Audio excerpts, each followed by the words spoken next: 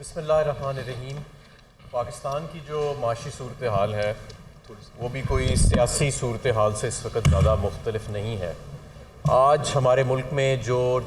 Dollar کا rate ہے پاکستان کے روپے کے مقابلے میں وہ 270 کی سطح سے تجاوز کر چکا ہے، اور آئی ایم ایف کا وفد جو ہے وہ پاکستان میں موجود ہے، لیکن آئی ایم ایف کے پروگرام کے علاوہ بھی بہت سارے اقدامات ہیں جو لینے والے ہیں۔ پاکستان تحریک انصاف کی معاشی ٹیم یہ سمجھتی ہے کہ پاکستان کی ڈیٹ ری پروفائلنگ کی اشد ضرورت پڑے گی اور ہے۔ اس کے علاوہ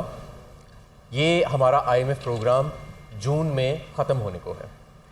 اور اگلے سال بھی کوئی 30 سے 35 ارب ڈالر کے ڈیٹ سروسنگ اور پرنسپل ری پیمنٹ جو ہے وہ ڈیو ہے،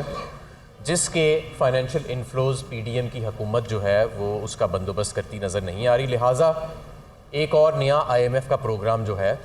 وہ بھی نیگوشیٹ کرنے کی ضرورت ہے، اور وہ ظاہر ہے کہ کوئی منتخب حکومت کرے گی جس کا رن وے جو ہے وہ اگلے 3 سال کے لیے ہے۔ میں آپ کو ایک اور بات یہ بتانا چاہتا ہوں، اور یہ بہت اہم بات ہے، کہ پاکستان میں کھانے پینے کی اشیاء کی جو بڑھنے کی رفتار ہے وہ 45% ہے اس وقت، جو لیٹسٹ ڈیٹا ہے۔ اب آپ دیکھیں کہ آٹے کی قیمت کہاں پہنچ چکی ہے، چکن کی قیمت کہاں پہنچ چکی ہے، سبزیوں کی قیمتیں کہاں پہنچ چکی ہیں، دالوں کی، گھی کی قیمت کہاں پہنچ چکی ہے، اور یہ مزید بڑھنے کا بھی اندیشہ ہے، کیونکہ جو آپ کا روپیہ 80 سے 90 روپے صرف یہ 9 ماہ میں ڈی ویلیو ہوا ہے، اور ابھی حالیہ چند دنوں میں 40 روپے کے قریب ڈی ویلیویشن آئی ہے، اس کا اثر 2 ماہ کے بعد آنا ہے، جو کنسائنمنٹس آپ کی 2 ماہ کے بعد آ رہی ہیں۔ تو یہ آپ کا جو اس وقت پورے ملک کا جو افراط زر ہے، جس میں فوڈ آئٹمز کے علاوہ بھی چیزیں شامل ہیں، وہ 27% ہے، وہ بڑھ کے اور 35 سے 40% تک چلا جائے گا، جو پاکستان کی تاریخ کی بلند ترین سطح ہے۔ اور خدا نہ خواستہ ہم کہیں ہائپر انفلیشن کے لوپ میں نہ آ جائیں۔ ہائپر انفلیشن کا جو لوپ ہے وہ معاشی ماہرین سمجھتے ہیں، اور جو فائنینشیل لوگ میری بات سن رہے ہیں وہ سمجھتے ہیں کہ ہائپر انفلیشن کا جو لوپ ہے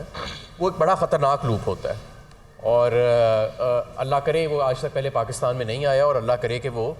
ہم دوبارہ اس لوپ کے اندر باقی ممالک کی طرح نہ آ جائیں۔ ضرورت اس امر کی ہے کہ ملک کے اندر سٹیبلٹی آئے۔ معیشت سٹیبلٹی کے بغیر نہیں چلتی،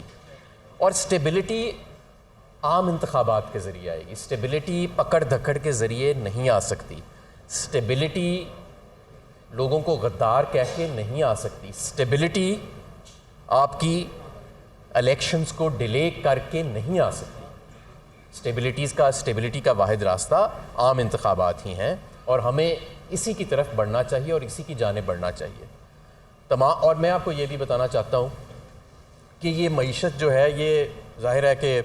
یہ مارکیٹس کے کہتے ہیں کہ نو بڈی کین بیٹ دا مارکیٹ، یہ ایک بڑا فیمس میکسم ہے فائنینس کے اندر کہ the market nobody can beat,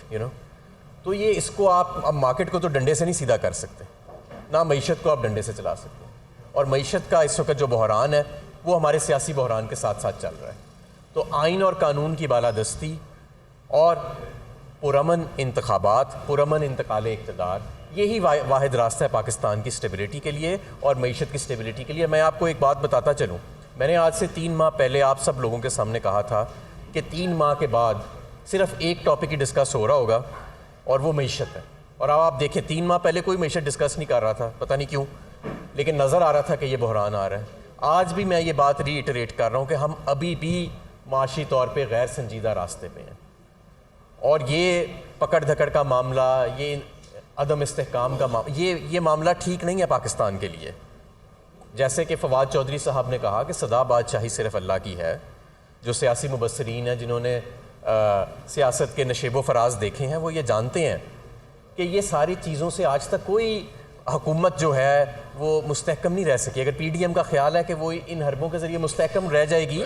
تو وہ نہیں رہ سکتی، ان کا بیانیہ بھی پٹ گیا ہے، ان کی کمپٹنس، ان کی پرفارمنس لوگوں کے سامنے آ گئی ہے۔ تو اس لیے بہتر ہے کہ ہم جتنی جلدی ہو سکے معاشی محاذ کے اوپر بھی عام انتخابات کی طرف جائیں۔ ہمارے معاشی چیلنجز دن بدن بڑھ چکے ہیں، اور جتنی جلدی ریسکیو اور سٹیبلائزیشن اینڈ ریکوری کا کام شروع ہوئے گا اتنی ہی، اور جتنی جلدی اس ملک میں سنجیدہ پالیسیز اور ایک سنجیدہ اکنامک ریکوری پلان نفاذ میں آئے گا اتنا ہی نقصان کم ہوئے گا۔ مزید نقصان اب یہ ملک افورڈ نہیں کر سکتا۔